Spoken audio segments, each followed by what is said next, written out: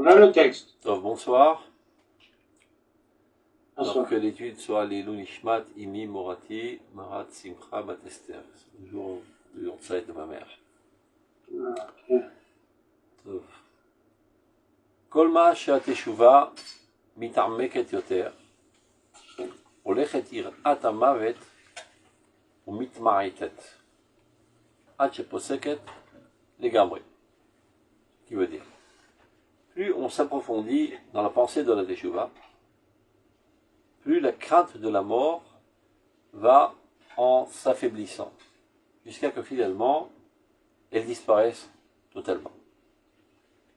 Et bien, dès que l'homme naît, jour après jour, a priori, chaque pas qu'il fait, c'est un pas vers sa tombe. C'est un petit peu lugubre, mais c'est réel. La montre, elle tourne, et ça recolle, on a un nombre de secondes bien déterminé. Chaque seconde qui avance, on va vers notre tombe. Ce qui fait que pas mal de gens dans ce monde ont une peur, un effroi horrible de la fin de la vie. Et pourquoi cela? Parce qu'ils considèrent que la réalité des choses, c'est ce qui est concret, c'est ce qui est matériel. Et lorsqu'on baigne dans la sphère de la teshuva, mis à part le fait que c'est important parce que ça nous purifie, etc., mais de plus, ça forge en nous une conception totalement différente des choses. Car, comme on dit à plusieurs reprises, lorsque quelqu'un a fait une faute, la plus grand physicisme qu'elle puisse être, eh bien, jamais il se trouve dans une situation irréversible dans laquelle il ne peut pas réparer le passé. Bien qu'a priori, l'essence, sur le monde du concret, montre exactement le contraire. Supposons que tu viens d'assassiner quelqu'un, et le corps de cette personne gît dans sa flaque de sang, tu dis ça c'est du concret, il est mort. Qu'est-ce que ça peut bien faire que j'ai des remords? C'est pas ça qui va le faire revivre. Parce que tu n'as pas compris c'est quoi la teshuva. Et tu n'as pas compris quelle est la catastrophe de la faute. Et de manière plus générale, tu n'as pas compris qu'est-ce qu'est la véritable existence. La teshuva nous enseigne, il suffit d'avoir des remords, ça veut dire de regretter amèrement ce que tu as fait, que cet acte ne t'est plus attribué. Il ne t'appartient plus. Parce qu'en fait, l'acte n'est que l'expression d'une pensée, d'une volonté. Si cette volonté n'y est plus, eh bien l'acte a disparu. Il existe dans l'existence, mais il n'a aucun rapport avec nous. Donc ça renforce encore plus cette conception que la réalité des choses la plus forte, c'est la réalité spirituelle. À partir du moment où je comprends cela, alors je comprends aussi que ma personnalité, la réalité de ma personnalité, c'est la réalité spirituelle. La réalité générale de tout le monde, c'est la réalité spirituelle. Donc, que cette entité spirituelle qui est ma véritable existence apparaisse sous forme de corps ou apparaisse d'une autre manière, il n'y a pas une grande différence. C'est un détail. Parce que ce qui agit dans ce monde, ce sont ni mes yeux, ni mes oreilles, ni mes pieds. C'est ma personnalité qui agit à travers tout ceci. Dans ce monde, pour pouvoir agir, il faut avoir cette forme. Mais il n'y a pas que ce monde, le monde est infini. Il y a le monde matériel, le monde spirituel, le monde céleste, le monde terrestre. Et mon entité essentielle, qui est ma véritable réalité, elle, parfois elle est là, parfois elle n'est pas, ça ne change pas grand-chose. Tant qu'on est là, tant mieux. Une fois qu'on n'est plus là, c'est pas mon bien. À quoi cela ressemble? Quelqu'un qui se marie, ben quand il était célibataire, il habitait dans la maison de ses parents, il était bien heureux. Maintenant, il passe habiter dans une autre maison avec sa femme, il est aussi heureux. Et c'est pas parce qu'il sera heureux plus tard avec sa femme que maintenant il doit vivre dans la tristesse. Il y a plusieurs stades dans la vie. Il y a un premier stade où tu vis entouré de ta famille, le noyau familial, c'est-à-dire tes parents et tes frères. Après, tu passes à un autre stade, plus mûr, où tu construis toi-même une nouvelle histoire. Et tu es encore plus heureux. C'est vrai que ça crée une certaine tristesse pour la maman, le papa et le frère. Il était parmi nous, il n'est plus là, il est parti.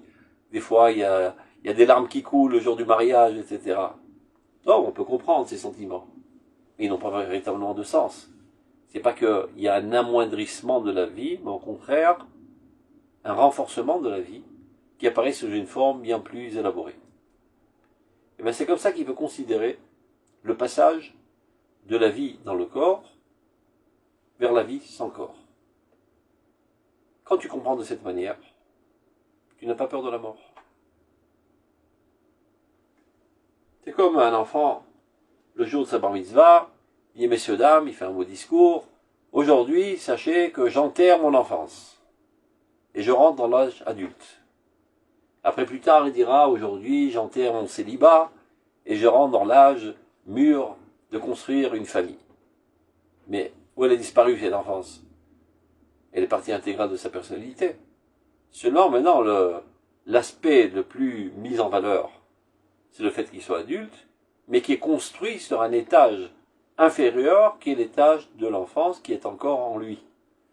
Donc la vie que tu as vécue dans un corps, elle continue d'être dans l'autre vie, la même vie, qui est sans corps. C'est juste un passage comme un autre. Donc, kol machat teshuva mitarmek et yoter. Plus la teshuva s'approfondit en nous, c'est-à-dire on pense à la teshuva. C'est-à-dire on comprend de là que la teshuva, c'est pas seulement un changement comportemental, mais c'est essentiellement un changement conceptionnel. C'est ça ce que la teshuva est censée agir sur nous, de penser autrement les choses. Kol machat teshuva mitarmek et yoter. Plus la teshuva s'approfondit en nous, la crainte, la peur de la mort va en s'affaiblissant, en se minimisant. Jusqu'à arriver à un tel point de maturité, de compréhension que la seule et unique réalité des choses, c'est la spiritualité. Et après, il n'y a plus peur du tout de la mort.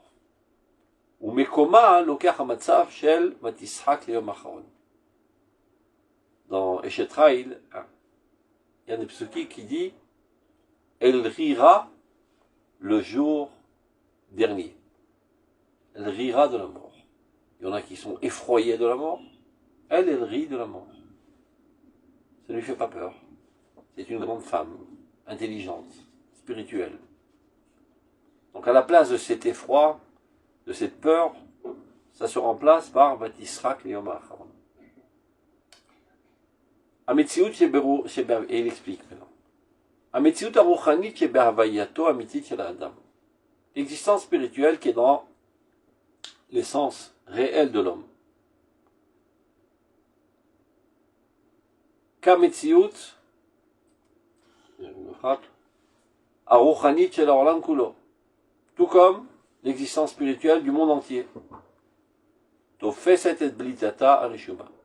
Et de plus en plus mise en relief dans ta personnalité lorsque tu baignes dans cette sphère de la teshuva. Vevadaouta olechet ubitotsetset. Cette assurance totale. C'est pas un doute. C'est pas il se peut que. C'est la chose la plus sûre, la plus vadaï que tu as dans ta vie. Ceci va et rayonne de plus en plus dans ta conscience.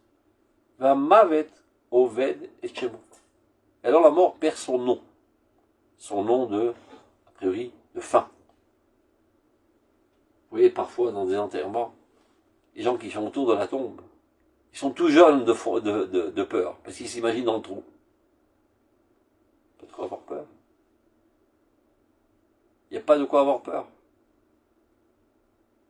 Avant tu vivais dans un corps, maintenant tu vis sans corps. Tu comprends bien que tu n'es pas un steak. Tu n'es pas un pull vert, tu n'es pas une chemise, tu n'es pas un tricot, tu n'es pas de la peau, tu n'es pas un squelette, tu n'es pas un steak. Tu es une entité vivante. Cette entité vivante provient de la vie divine qui rayonne en toi. Ton essence première, qui est ton âme, est chelek Eloham imal. C'est un dévoilement de divinité, un rayonnement de la divinité en toi. Et bien ce rayonnement restera en toi pour l'éternité. Tout comme l'éternel est éternel. Dieu est éternel. Donc le rayonnement de l'éternité qui est en toi restera pour l'éternité. Pas de quoi avoir peur. Après, à la fin des temps, tu te réhabilleras dans ce corps. Peu importe. Même là-bas, c'est pas trop mal. תופסת את בליטתה הרשומה וודאותה הולכת ומתנוצצת. Ça devient quelque chose de vadaï. C'est pas un discours vide que tu dis de temps à autre pour appartenir au camp des religieux. Juste un masfataim, qui s'appelle, un impôt d'élève. Mais en fait, tu n'y crois pas. Ça devient quelque chose, la donnée la plus sûre dans ta conscience. Sachez que c'est vite dit ce que je suis en train de dire, mais la quasi-totalité des gens n'y croient pas. La quasi-totalité de l'humanité, y compris même des juifs, et parfois malheureusement même des juifs qui sont pratiquants, etc., n'y croient pas vraiment. Ça veut dire, ils le disent, pour bien paraître, parce que c'est ça qu'on doit dire, parce que c'est ça qu'on m'a appris à l'école, mais ils n'en sont pas convaincus. Ils ont comme une impression que toute translation du Chol au Kodesh est une translation de l'existence au néant, de la réalité à la nullité. Juste pour imaginer ce que je suis en train de dire. Imaginons une rencontre mondaine avec des mamans ou des papas, peu importe, ou les deux ensemble. Alors bonjour Madame Bokobza, qu'est-ce que fait votre fils dans la vie? Ingénieur en informatique. Oh, c'est très bien ça. Et vous Madame Lévy? Ingénieur en aéronautique. Extraordinaire. Et vous, avocat? Et vous, médecin? Et vous Madame Cohen? Elle dit entre les dents de manière timide, mon fils il étudie à l'Yeshiva. Ah, c'est très très bien la Torah, mamash, kol hakavod, etc. Mais quand est-ce qu'il va commencer à faire quelque chose de constructif? En d'autres termes, il s'adonne à des vanités, à quelque chose de nul. C'est pas du sérieux.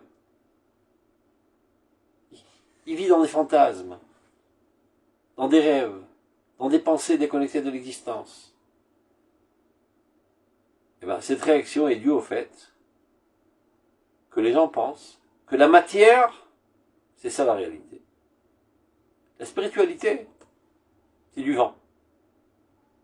Alors qu'en fait, c'est exactement le contraire. Hashem Elohechem Emet. Il y a une et unique et seule existence, c'est la divinité. Akol nimsa me'amitat imatzeo shel HaKadosh Baruch Hu, dit le Rambam, c'est comme ça qu'il ouvre son livre Yad HaChazaka. Tout n'existe que par l'existence divine qui s'y trouve. Si un objet, Dieu en retire son existence, il retourne au néant total. Donc, la seule et unique réalité de l'existence, c'est la réalité divine qui se trouve dans toute existence. Et quand elle en est extirpée, il ne reste plus rien. Vous voyez bien, un bonhomme, bien gras, bien joyeux, empli de fric. Un beau jour, on retire son âme. Qu'est-ce qu'il en reste? Un bout de chair qu'on jette dans un trou, qui se décompose, qui disparaît. Et pourquoi il n'a pas disparu avant? Mais parce qu'il y avait de l'existence dans lui. Et comment qu'on appelle l'existence en hébreu? Havaya. Havaya, c'est l'existence. Et Havaya, ce sont les lettres de Dieu. Yud Kevavke.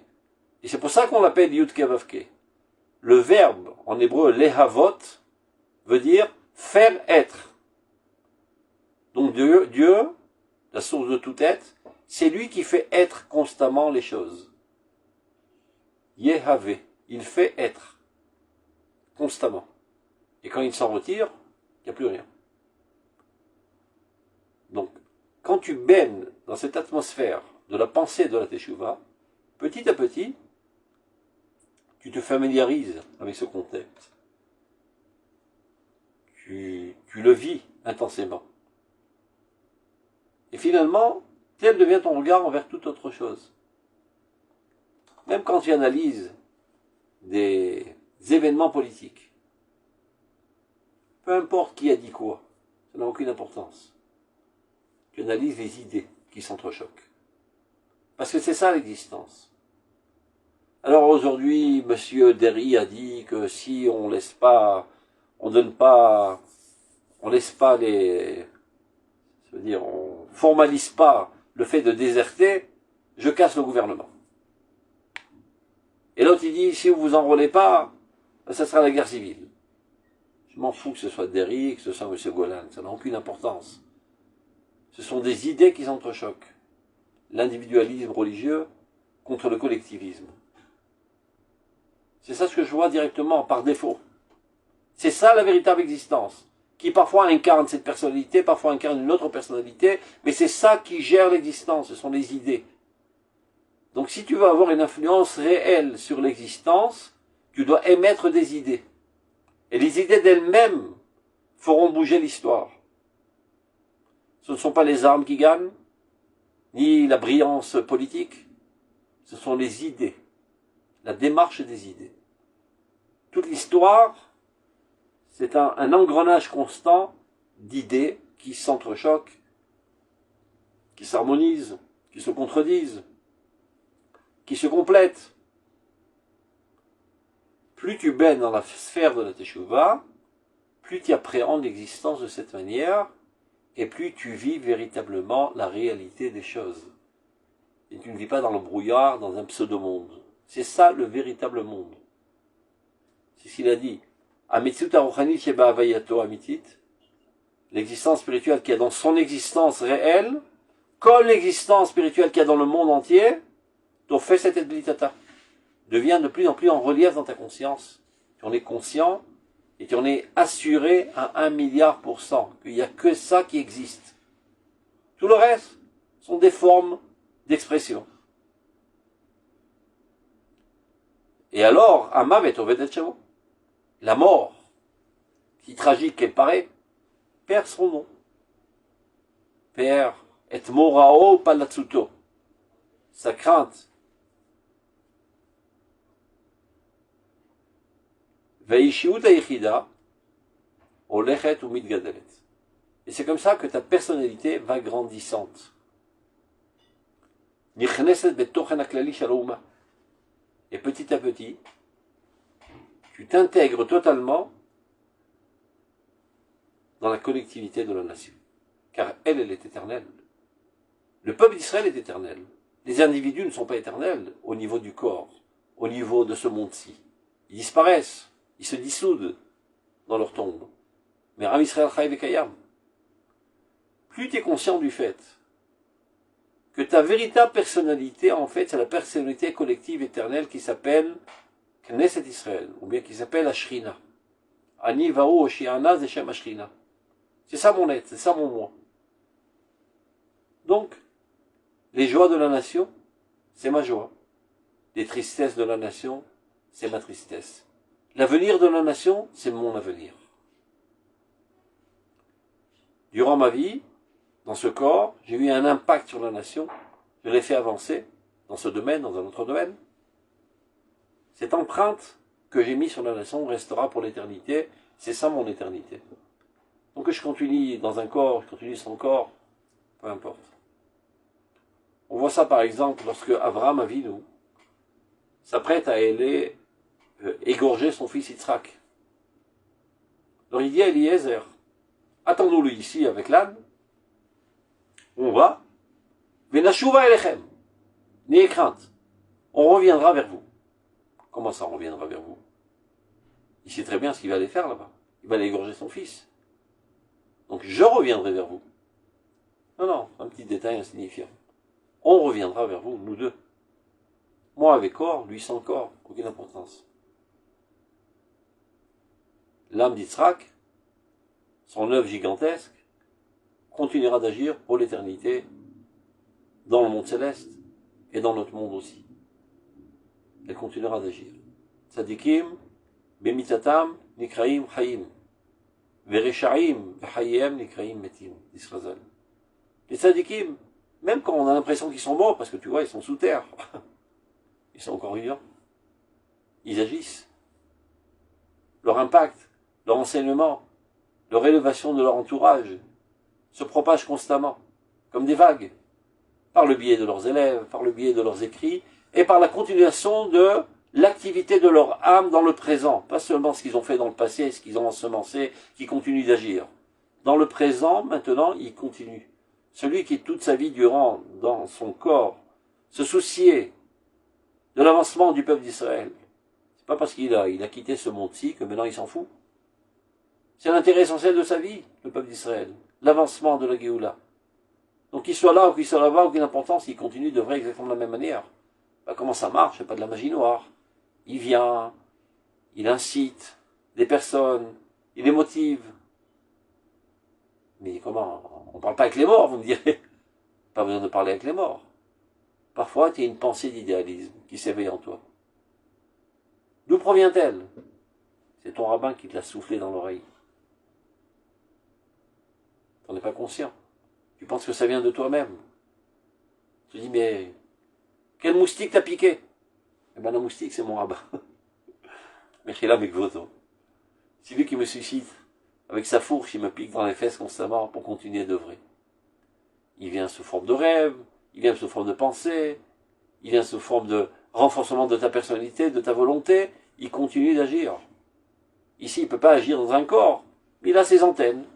Il a placé ses forces ici dans ce monde-ci qui continuent d'agir, et il agit à travers eux. Donc, Ishiuta Ichida, lorsque tu comprends tout cela, alors ta personnalité individuelle, Olechet ut mitgadelet, va en grandissant. Venichneset betochan haklali shel ha'umma. Elle s'intègre totalement dans la généralité de la nation. À tel point que tu ne te penses plus comme une entité individuelle. Je n'existe pas en tant qu'individu. Je suis une feuille de cet arbre. Je suis une brindille de cet arbre. Etz hachaim. Em hachaim shelanu. Notre mère matrice, c'est Knesset Israël. D'elle nous vivons et pour elle nous vivons. Venivlat, elle est totalement avalée. Misham, le peuple d'Israël étant le cœur battant du monde entier, donc lorsque tu intègres totalement le peuple d'Israël, tu intègres totalement en fait l'univers entier, qui lui aussi est éternel. Baltimot olam haaretz. Ce monde est éternel. Vi maklaliut eliona, motzeti toshra biziv Eloi vekodel chosno. Pas seulement dans l'humanité, pas seulement dans l'univers, mais dans la lumière divine mamash. Orov est un nouveau. Ashir hachaim, dans toute la richesse de la vie, Amad bi'im yeshut nitzachat, qui imprime en toi une entité victorieuse et éternelle.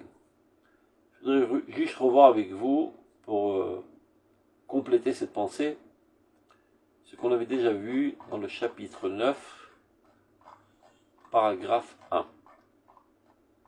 Regardez. Ce n'est pas de mal de rafraîchir la mémoire. Regardez.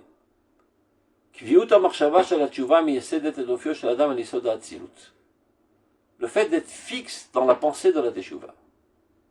Encore une fois, teshuva, c'est pas faire teshuva. C'est pas rectifier un péché. C'est de vivre dans cette dynamique constante d'amélioration. Influencé par ce flux divin constant qui abonde dans ce monde. Donc lorsque tu penses à cela constamment, ou sofeg az tamid el tocho rachadin, tu es imbibé constamment d'un esprit délicat, ou ma'amidatoi basé à la basis sarouchani, et ça te fixe maintenant sur un fondement de spiritualité dans la vie, dans l'existence. Alors tu comprends que la seule et unique réelle existante, c'est la spiritualité. Il continue dans ce sens. Atshuva shroe balef tamid. Le fait que la tshuva soit constamment dans ton cœur. Mevadet. C'est comme Mevadet, rend vadaï.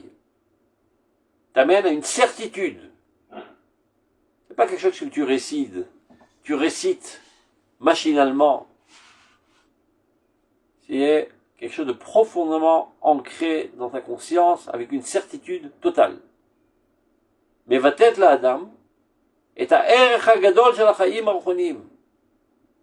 La grande valeur de la vie spirituelle. C'est pas un amuse-gueule la spiritualité. C'est pas des discussions du Shabbat. Toute l'année, toute la semaine, on fait des choses constructives et importantes. Ouais, Shabbat, on raconte des choses bizarres. Ah non. Constamment, je suis dans le Shabbat. Des fois, je suis dans le Shabbat en m'abstenant de travailler. Des fois, je suis dans le Shabbat en travaillant, mais c'est la même démarche. Ve'yisod hagadol, encore un autre fondement, ça développe dans ta conscience. Sharatzon atov v'akol. Que la bonne volonté, c'est tout dans ce monde. Et kol ha'kishronot shebaolam. Tous les atouts que tu as dans ce monde. Et là, mais là, milouav, ne viennent que remplir cette volonté, ne viennent qu'au service de la bonne volonté. Ne sont que des outils aux mains de la volonté. Donc sur quoi il faut mettre tout le paquet, comme on dit? Intensifier en toi ta bonne volonté. Mais comme on le sait, la bonne volonté toute seule n'est pas capable de gérer le monde. C'est bien beau que tu veuilles procurer du bien à tout le monde. Encore faut-il savoir comment le faire. Comme dans l'exemple qui est rapporté dans le livre du Kuzari.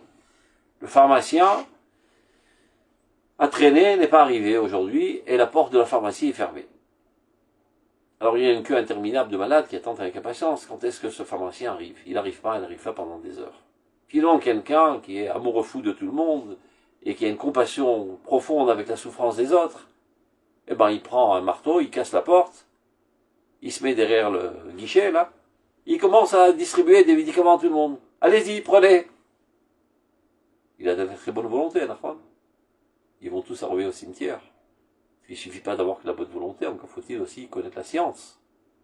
Il faut avoir de la chokhma, de savoir qu'est-ce qui guérit quoi, comment faire dans une telle situation.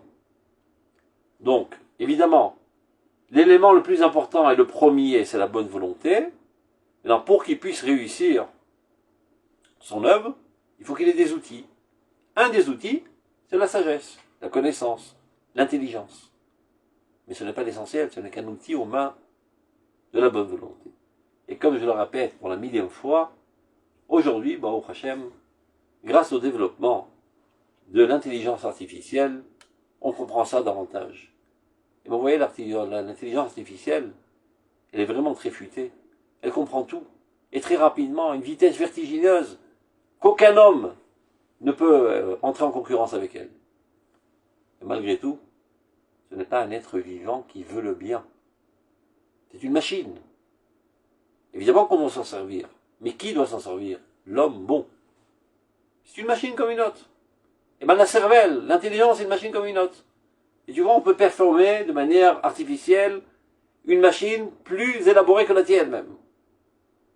Donc ne tombe pas dans le piège de croire que celui qui est intelligent et qui comprend vite et qui déduit vite et qui a une bonne mémoire, c'est lui qui doit gérer la nation.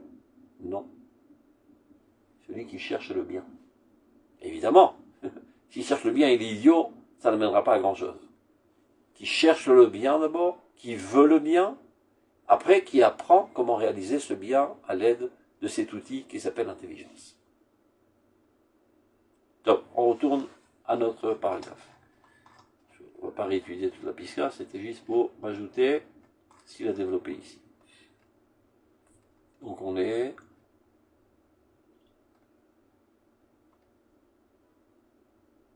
Donc, on a fini le paragraphe Gimel.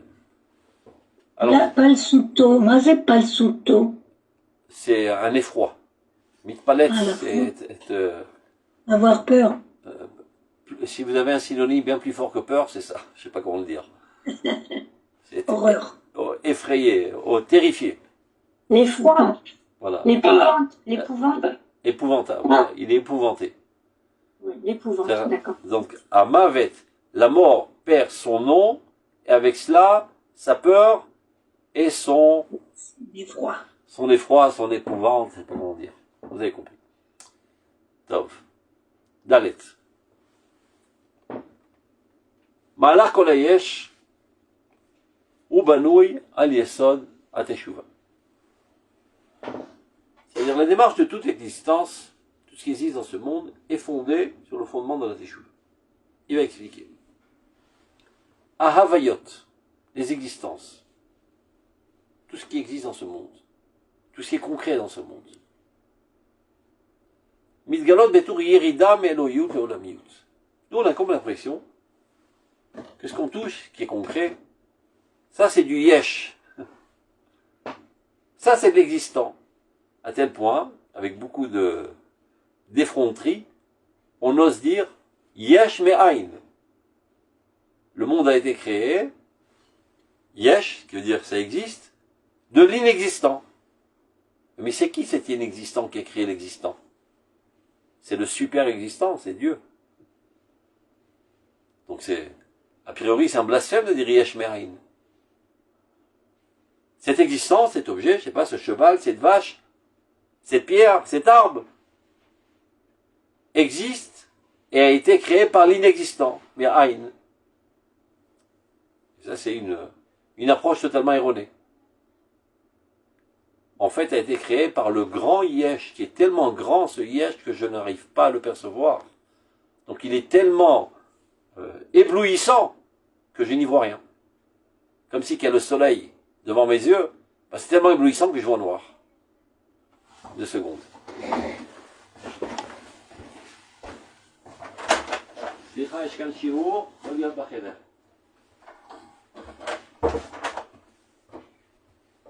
On continue. C'est clair? Donc, en fait, à vrai dire, toute existence qu'on connaît, c'est une certaine mort. C'est exactement le contraire. Quand ceci était dans la pensée divine, c'était rempli de vie. Quand ça atterrit dans ce monde, pour que ça puisse atterrir dans ce monde, ça doit réduire, ça doit s'étouffer, ça doit s'envelopper. D'ailleurs, comment qu'on appelle le monde en hébreu? Olam. Olam, c'est une nation le'ha'alim. Ça veut dire caché, camouflé. Ça veut dire la vitalité divine dans toute sa puissance, qui a voulu une certaine essence, un certain objet, pour qu'elle puisse apparaître dans ce monde, il doit un petit peu la tuer, l'étouffer, la rapetissir, la minimiser. Donc ça change exactement de manière contraire toutes les valeurs qu'on a. Toi, tu as l'impression que les objets, les chevaux, les vaches, les voitures, tout ça c'est du yesh. La pensée spirituelle, c'est du vent. C'est exactement le contraire. Lorsque tout ceci, même toi, tu peux dire, mon moi, c'est ça, c'est mon corps. Et ton corps, bientôt il va se dissoudre, il va disparaître. Mon véritable moi, c'est mon âme. Et elle était 1 milliard de fois plus grande que mon corps. Elle ne peut pas rentrer dans mon corps tellement il est petit, tellement il est grossier, tellement il est opaque. Elle ne peut pas rentrer dans le corps. Elle supervise le corps. C'est marqué dans la Gemara. C'est comme un fil de soie microscopique qui vient de l'âme et qui anime le corps. Elle est infinie. Elle est dans tous les mondes. Et un petit fil de soie très fin vient et pénètre ta personnalité. Donc c'est ce qu'il est en train de dire. Ah, Vayot, il s'avère en fait que toute l'existence qu'on rencontre aujourd'hui, qui nous paraît solide et importante, etc., c'est Yerida Melokiyut et Olomiyut. C'est une chute de la divinité à ce monde-ci. Shehi Kemo Ashpala Umita. C'est une chute et une certaine mort redoutable.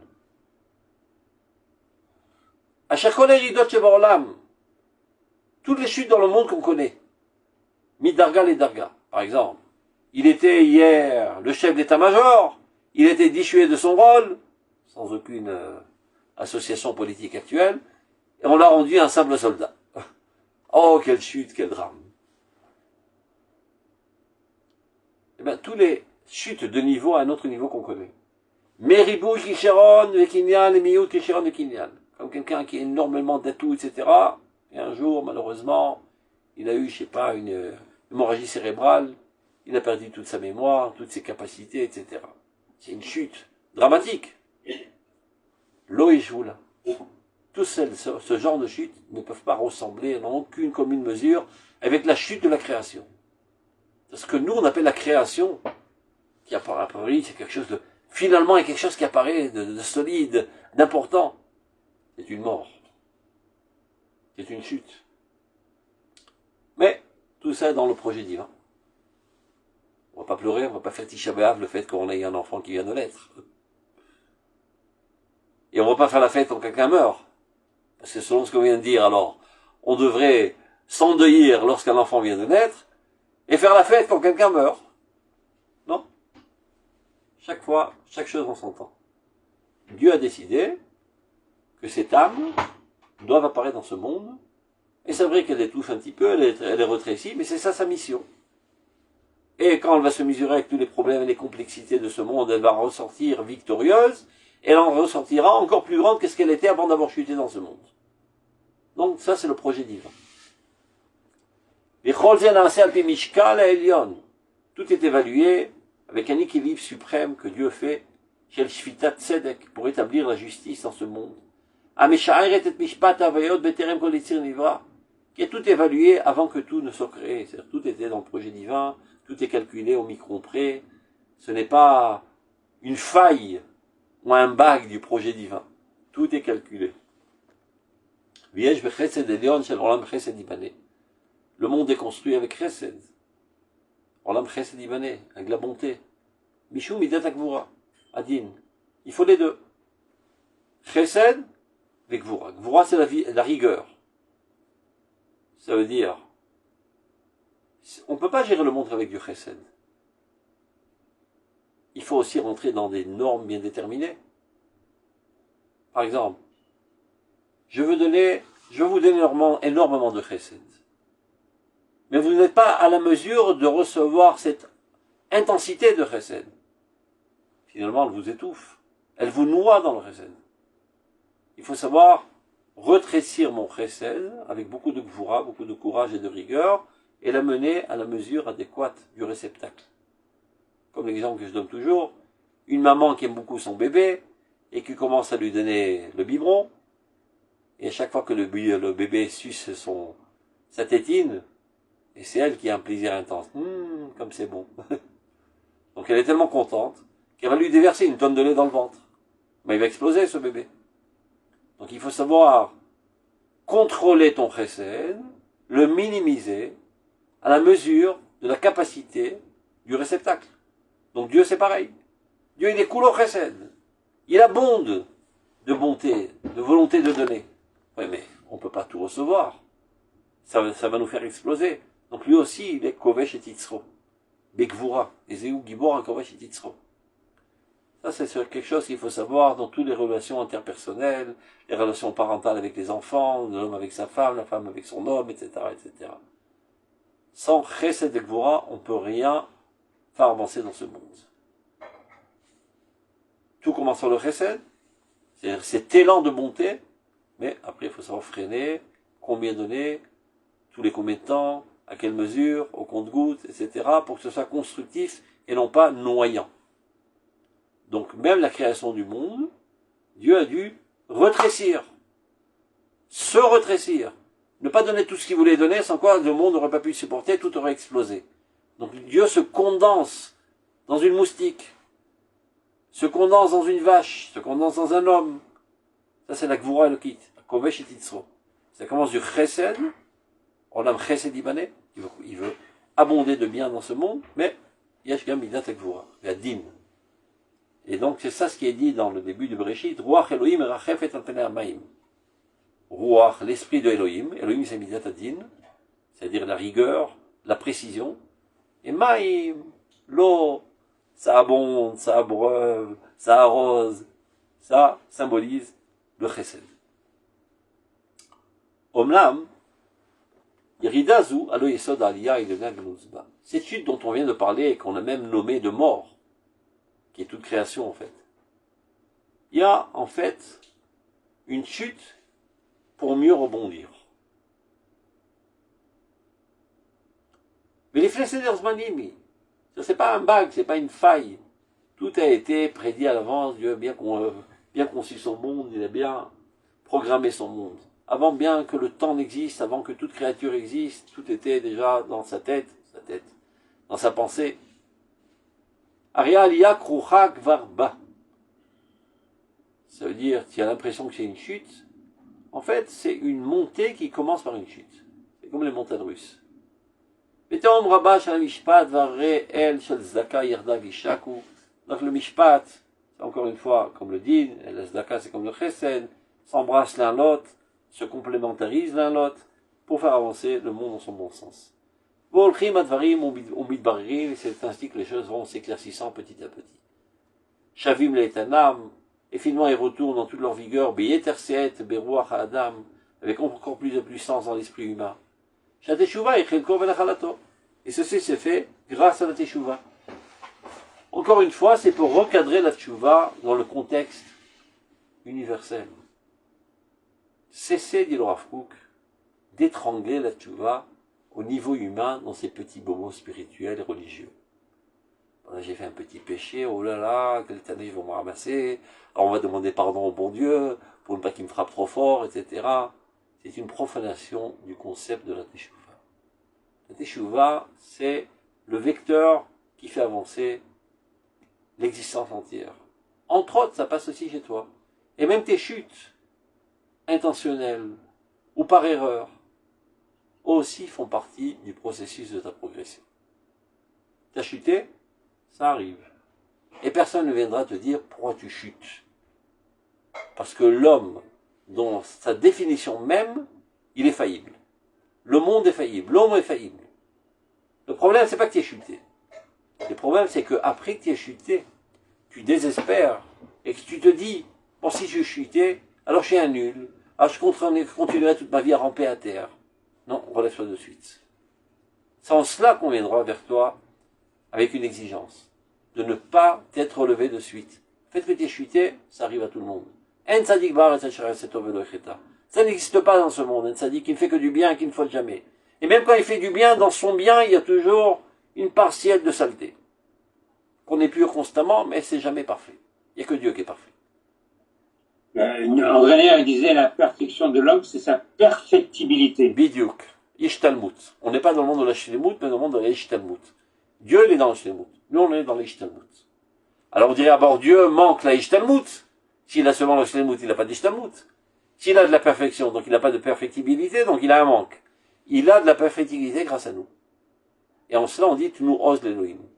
On rajoute de la force à Dieu en rajoutant la perfectibilité qui est en nous. Puisqu'on le dévoile et qu'on progresse constamment, donc on peut dire d'une certaine manière que Dieu progresse constamment. Donc il a lui aussi cette perfectibilité constante. C'est clair? Donc de manière générale, les choses vont s'éclaircissant. Shavim Letana retrouve toute leur vigueur avec encore plus de puissance après la chute. Pas parce que tu as chuté, c'est la fin du monde. Tu as chuté, on a fait des gaffes, il y a eu le 7 octobre. Tout d'un coup, le lion s'éveille et déchiquette tous ses ennemis. Encore une gaffe, on fait, mais c'est pas grave, on se rattrapera de plus belle. Ça ne veut pas dire qu'il faut légitimiser, encourager les gaffes. Il faut comprendre que quand on fait des gaffes, c'est pas la fin du monde. On en ressort grandi toujours. Shavim Letana Beter Seed Beruach Adam. Shatchuva Ichelko Venachalato. La Teshuva est la part et l'héritage de l'homme. C'est partie intégrale de sa personnalité. On ne peut vivre sans Teshuva. Si ce n'est qu'on savait qu'il y a Teshuva, on arrêterait de vivre. Parce qu'on chute tout le temps. On fait tout le temps des fautes. On fait tout le temps des gaffes. Et si on pensait que ce serait irréversible, incorrigible, on arrêterait de vivre. On arrêterait d'agir de peur de fauter. Il y a des gens qui font rien dans leur vie. Parce que ce sont des perfectionnistes. Ils veulent faire aucune gaffe. Dès que tu commences à mettre les mains à la pâte, tu fais des gaffes. Il n'y a que les gens qui agissent qui font des erreurs. Ceux qui ne foutent rien, ils font jamais d'erreurs. Comme on dit dans le monde des yeshivot, un illettré ne fait jamais d'erreur dans la compréhension de Tosfot, parce qu'il essaie même pas de comprendre Tosfot. C'est seulement un Talmid Chacham qui peut se tromper dans la compréhension de Tosfot. Donc c'est pareil, les gens qui agissent dans ce monde, ils doivent savoir que l'homme est faillible. Et c'est pas le fin du monde. Donc j'ai fauté, maintenant je comprends encore plus le mal qui est en cela, le malaise que cela crée. Donc si jusqu'à présent, j'étais à 10 mètres de la faute. Maintenant, je m'écarte à 100 mètres de la faute. C'est ça ce que je retire comme leçon après la faute. C'est-à-dire, c'est pas spécifique à l'homme. On vient de comprendre que c'est toute l'existence qui est bâtie de cette manière. La divinité elle-même, pour pouvoir apparaître dans ce monde, elle a besoin de fauter, entre guillemets, par le fait qu'elle se réduit. Elle n'est pas tout ce qu'elle voudrait être. Elle se réduit dans une moustique, dans un cafard, dans une mouche, dans une vache. Ouais, mais après viendra le peuple d'Israël, fera avancer toute l'existence. C'est un processus long, etc. Il s'avérera rétroactivement que tout était pour le bien. Comme il dit, Adonai, Maron ata etalon medor vador, qui a toujours été notre forteresse de toute génération. Betere Marim Euladou, bien avant que les montagnes n'eussent été créées, Vatecholel Eretz et Tevel, et tu avais déjà créé la terre, l'univers, Omerla, Vadola, Matel, et pour l'existence, tu seras notre Dieu. Tachev enosh adaka. Et toi, tu fais retourner l'homme jusqu'au plus petit détail. Mais Tomer Shuvou ben Adam. Dieu ne désespère pas. Il a confiance en l'homme. Parfois, on pourrait désespérer parce qu'on se dit, mais je suis vraiment un nul. Hein. Imagine par exemple Marc, voilà. Je t'insulte. Après, j'ai vu quel gars j'ai fait, je te demande pardon. Après demain, je te rends compte, je fous une paire de claques. Ou pardon. Il dit, bah, tu te fous de ma gueule, c'est quoi cette histoire-là? Tous les jours, tu m'insultes, après tu demandes pardon. C'est de la rigolade. Mais Dieu ne rit pas de nous. Dieu ne rit pas de nous. Il nous fait confiance. On a fauté, on lui demande pardon. Sincèrement, même avec le tout cœur. Et demain, on refaute. Et on redemande pardon. Après demain, on refaute. On redemande pardon. Mais je vais dire, mais c'est quoi ça? Mais t'es un clown. Non. Dieu ne pense pas comme ça. Dieu te fait confiance. Il sait parfaitement que c'est très sincère ta teshuva. Du fait que tu es un homme, tu es faillible. Tu fautes de moins en moins. Quand tu es un petit bébé, tu trébuches tous les 2 pas. Après quelques années, tu trébuches tous les 10 pas. Quand tu deviens adulte, tu trébuches tous les 10 ans. Ça arrive qu'on trébuche et qu'on tombe. Mais on se relève. Et on trébuche de moins en moins. Donc on devient de moins en moins nul. Mais on a toujours en nous une certaine nullité. Et c'est pas une raison de désespérer. C'est ce que dit Shlomo Amelech. Al tiye racha arbe. Ne sois pas beaucoup rachat. Et un peu rachat, c'est permis. Je veux dire par là, ce n'est pas parce que tu as fait une faute que tu dois te dire, bon si déjà, je suis un gaffeur, alors autant continuer ma carrière en tant que gaffeur. Non. Redresse-toi de suite. Reprends-toi en main. C'est pas la fin du monde. Aucune situation n'est irréversible. Tout est réparable à tout instant, à tout moment de la vie. Tu vois bien que même le bon Dieu lui-même, pour apparaître dans ce monde, il a dû, entre guillemets, fauter, se rapetissir. Mais toi aussi, t'es tombé, t'as chuté. Il y a aussi un qui est sadique Arbé, non? Il dit le contraire aussi. Bien. Ça n'exagère pas.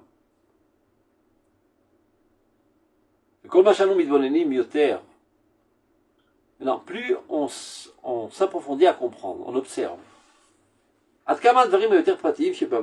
Combien, même les choses les plus microscopiques de l'existence, aussi bien l'existence spirituelle que matérielle.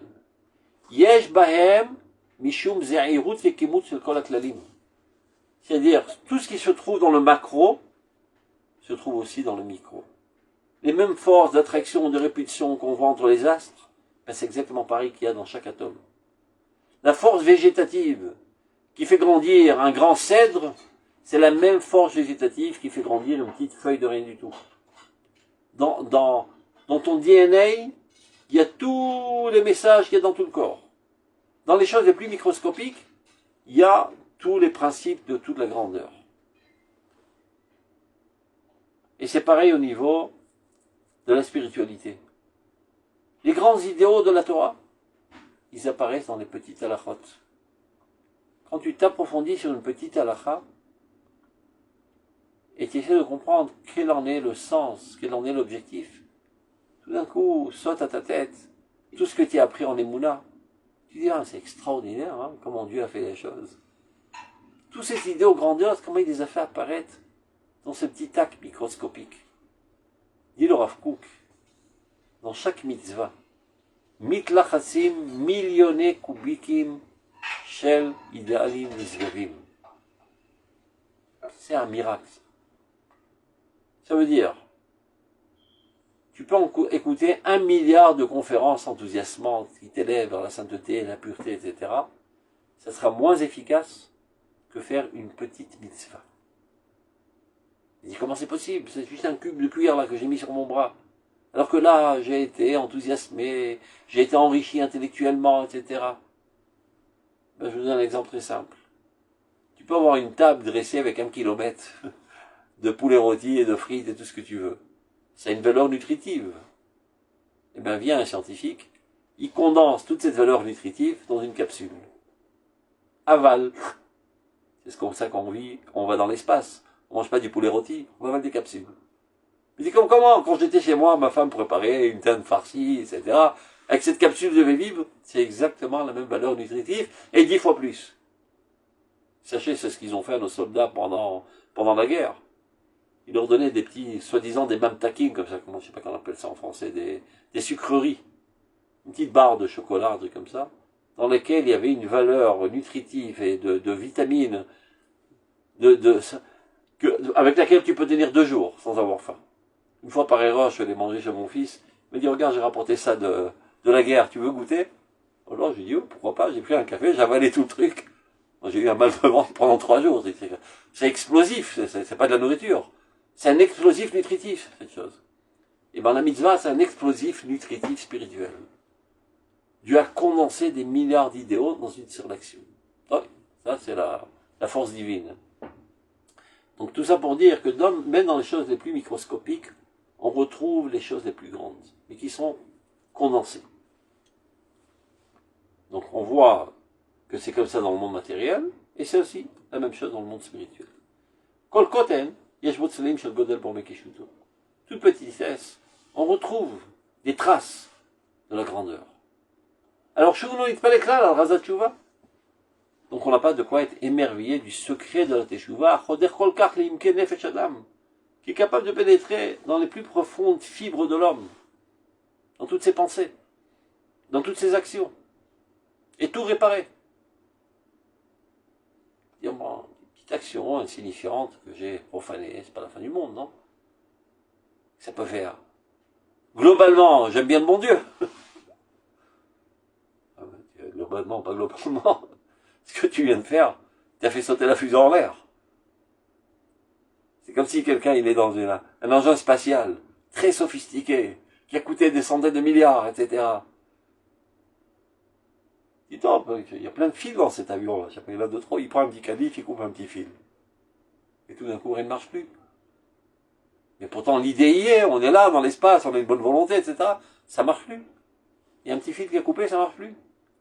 Donc les gens, ils se disent, mais ça peut bien faire que mon cystite ait été coupé et qu'il reste 10 cm ou 8 cm. L'essentiel, c'est le rayon, comme on dit. C'est juste de manière associative, de penser, voilà, j'ai mes tzitzit, je me rappelle de Dieu. Non, c'est l'exactitude et la précision. Par là passe la vie divine dans le monde. Comme toi, qui es une personnalité charmante, intelligente, avec des visions et des idéaux très très grandioses. Et qu'est-ce qui arrive, une phrase de shalom? Une petite veine microscopique dans ton cerveau explose. Tu me dis, c'est pas grave.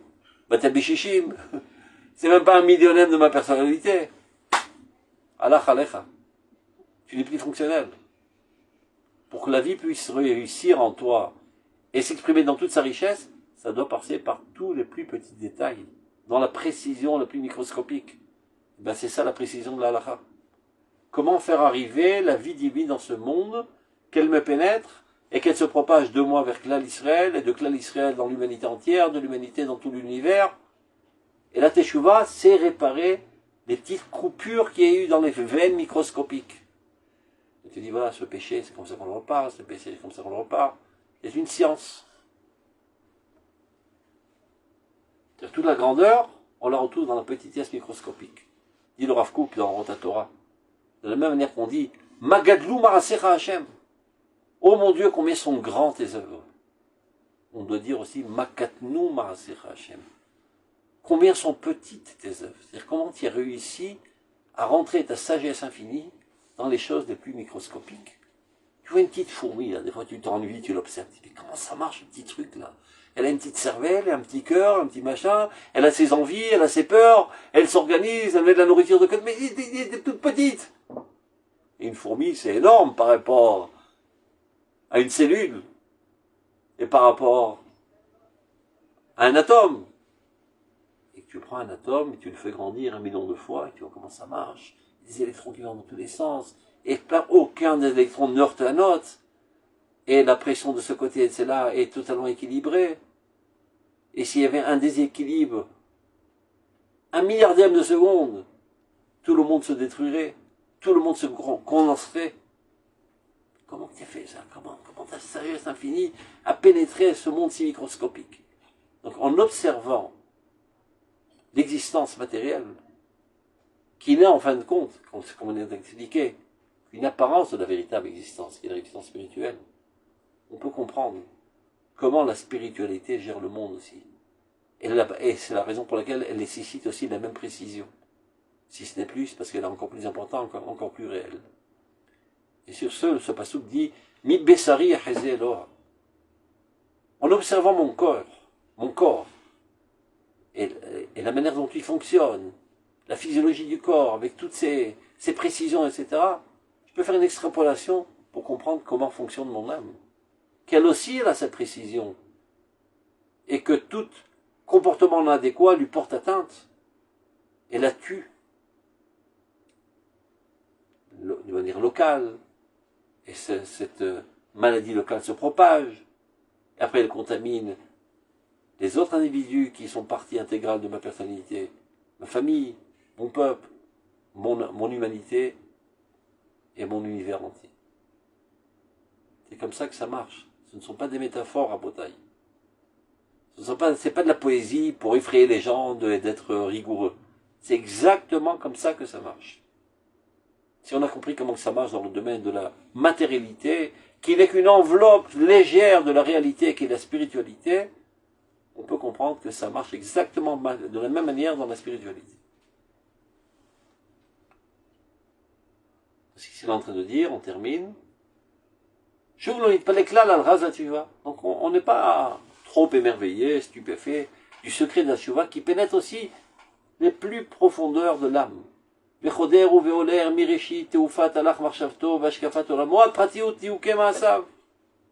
Ça commence d'abord dans les pensées les plus vastes, de dire voilà, je dois améliorer ma manière de vivre, avoir des pensées plus hautes, des comportements plus nobles, etc. Ça c'est au niveau spirituel grandiose. Et finalement, comment ça doit se traduire? Dans une application rigoureuse et précise de la halakha. Il dit, mais quel rapport? C'est exactement pareil. La grandeur, elle est constituée d'éléments microscopiques. Et s'il y a un d'entre eux qui tourne pas rond, tout s'écrabouille. La teshuvah, elle commence d'abord avant tout dans un changement conceptionnel, dans un objectif autre de la vie.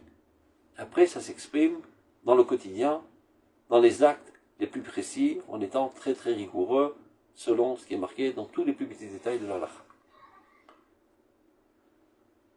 Choder, ad pratiou, diouke, masa, viture midotav. Et après, la réparation de nos vertus.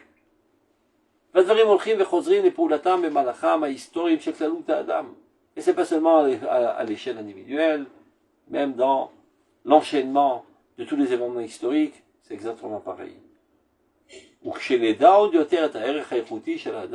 Et plus nous prenons conscience de la valeur qualitative de l'homme.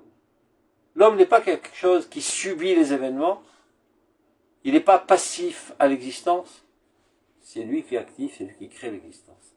Tes pensées ont une influence et impriment l'existence. Tes comportements ont une influence et laissent leur empreinte et déclenchent le processus. Plus on comprendra la valeur qualitative de l'homme, verucho, et de son esprit, et le caractère nouveau qu'il donne à l'existence par son impression. Le monde avant toi, le monde après toi n'est pas le même monde. Tout est de se dire, bishvili livra olam. Le monde a été créé pour moi. Et je ne prends pas pour n'importe qui, ce bonhomme.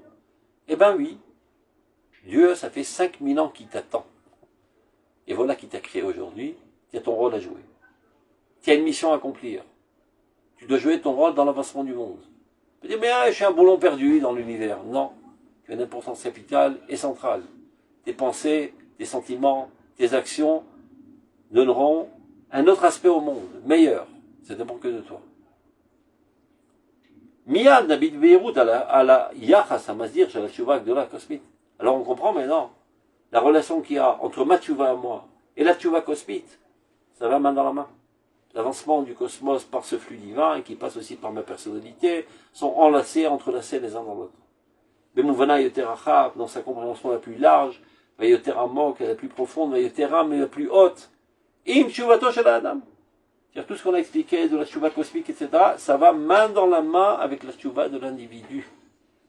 C'est pas deux droites parallèles qui marchent l'une à côté de l'autre. Quand tu es là, tu penses, tu agis, tu élèves, et ça fait des révolutions mondiales. Et tout change. Écrit dit Vatsivoui. Shalofanea Sovevi Midgavin Koterser Chaim. Sur ces roues de l'histoire, tourne. Tes comportements, tes sentiments, tes idéaux, c'est ça qui fait l'engrenage des roues de l'histoire. Amaasim va venir aussi bien au niveau de l'action qu'au niveau de la pensée. Mimar Makim Kerati Hashem. Et c'est ça ce qu'on dit. Mimar Makim Kerati Hashem. Oh mon Dieu, je t'appelle des plus profondeurs. Et moi, j'ai un petit truc approfondi dans un trou de l'existence. Que puis-je déjà faire? Non, non, non. Quand toi tu cries à Dieu, ça change les choses. Quand le peuple d'Israël veut le bien apparaîtra dans le monde. Quand le peuple d'Israël s'unit, et on ne peut pas faire abstraction de ce qu'on a vécu aujourd'hui, ces émotions très très fortes, d'un amour intense du peuple d'Israël, envers chaque individu du peuple d'Israël. Alors on a qui dit, est-ce que c'est permis, est-ce que c'est interdit, est-ce que c'est péché, est-ce qu'il ne fallait pas le faire, il fallait qu'elle le faire. Ça c'est un autre sujet. Mais le volcan d'amour duquel nous avons été témoins aujourd'hui et ces derniers jours, c'est un mérite extraordinaire dans le peuple d'Israël. Il y a quelqu'un qui a écrit dernièrement, ça m'a énormément ému. On a l'habitude de parler de Misirut Nefesh, du dévouement de soi. Mais de manière générale, c'est le dévouement de l'individu pour le collectif. Et là, on a fait un dévouement d'un autre genre. Le dévouement du collectif pour l'individu. Toute la nation ne peut pas renoncer à son frère ou à sa sœur. Et décide de rentrer dans des dangers immédiats, sans aucun doute qu'il y aura des dangers. D'abord, sauvons la peau de nos frères. Après, on verra. Dieu nous aidera. Ça paraît illogique. C'est pas rationnel. C'est pas normal. C'est un débordement d'amour.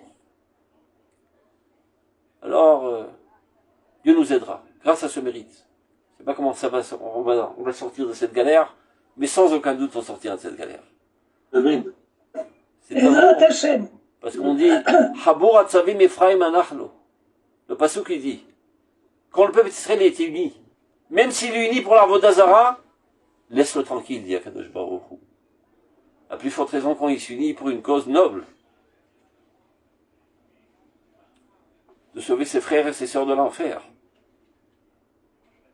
Sans aucun doute que Dieu nous aidera à porter la Géoula très très rapidement. Amen. Amen. Amen.